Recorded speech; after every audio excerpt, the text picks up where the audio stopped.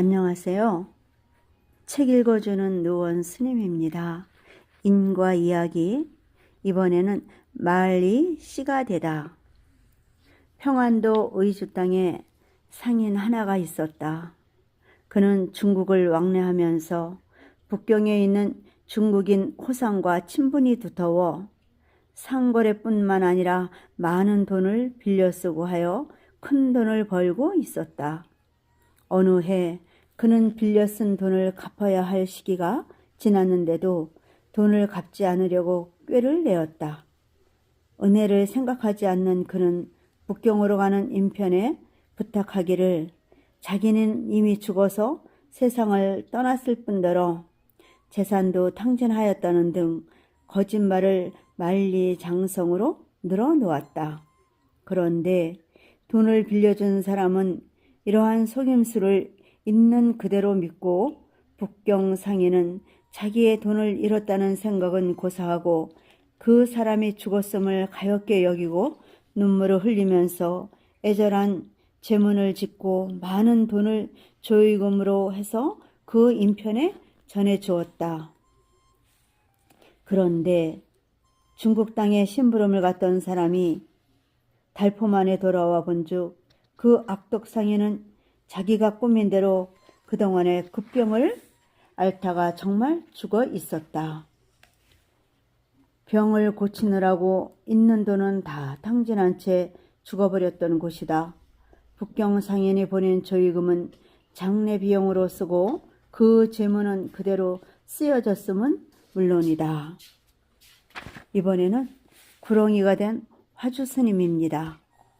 옛날 강원도 발현사에 여러 스님이 살고 있었는데 그 가운데 젊은 비구승 개인과 지상은 도반으로 정다운 사이였다.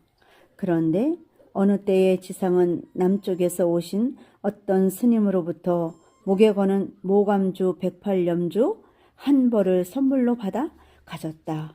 이 모감주는 굵지도 가늘지도 않은 중간치로서 새까맣게 생긴 곳인데 윤이 나서 반들반들한 곳이라 누구든지 보는 사람은 탐을 내어 갖고 싶어 하였다.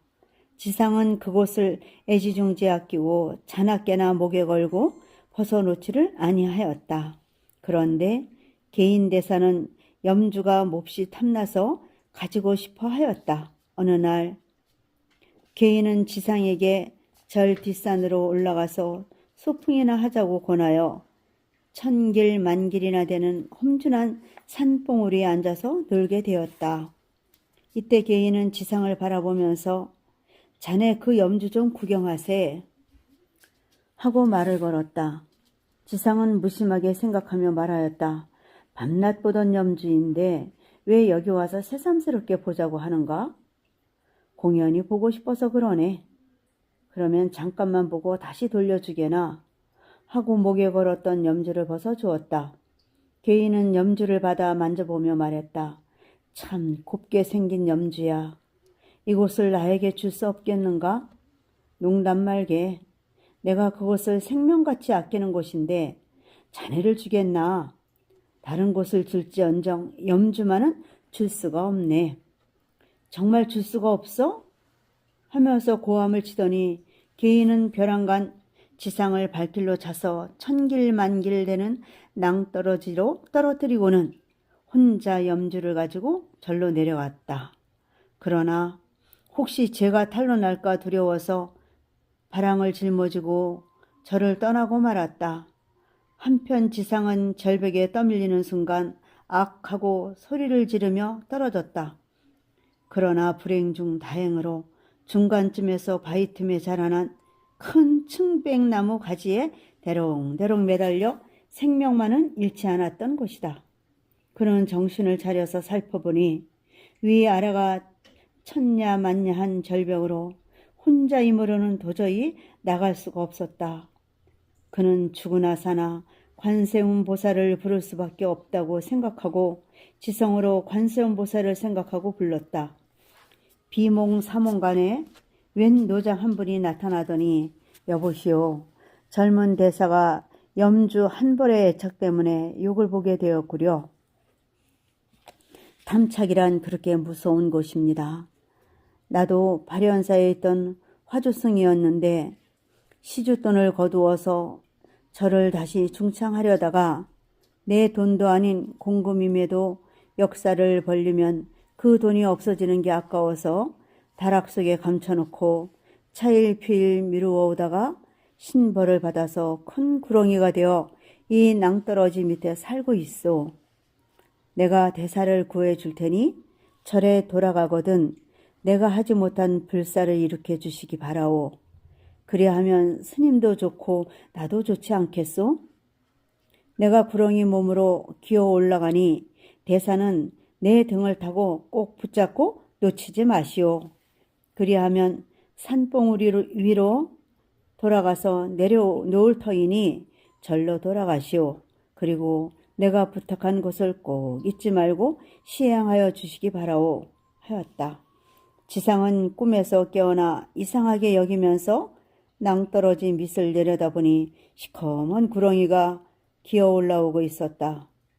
대들보만한 구렁이가 가까이 와서 나뭇가지 사이로 올라오더니 타라는 듯이 등을 들여대는 곳이었다.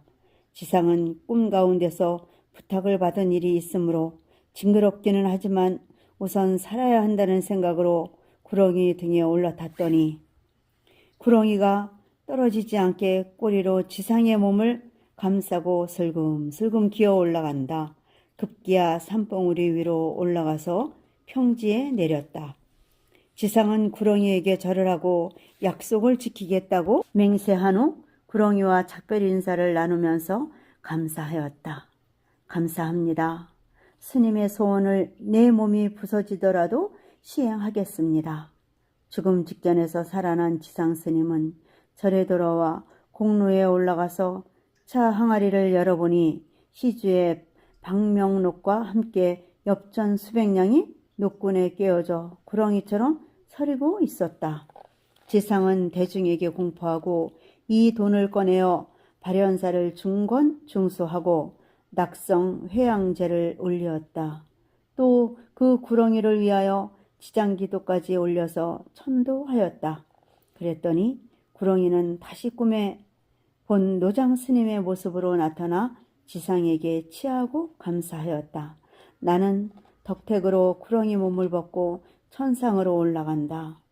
개인대사는 이 소문을 듣고 지상을 찾아와서 염주를 돌려주며 지난 일을 참회하고 사죄하였다. 이때 지상은 이 염주 때문에 서로 본의하는 죄를 지은 곳이요 하고 염주를 불에 태워버렸다. 그리고 그들은 중은 절대로 고귀한 물건을 가질 곳이 아닐 뿐만 아니라 애착이나 탐욕할 곳이 아니라고 서로 다짐하였다. 여기서 마치겠습니다. 책 읽어주는 누원 스님이었습니다. 하루의 기적은 무탈함에 있습니다. 인연님들의 오늘이 무탈하시기를 기원하겠습니다. 여러분 행복하세요.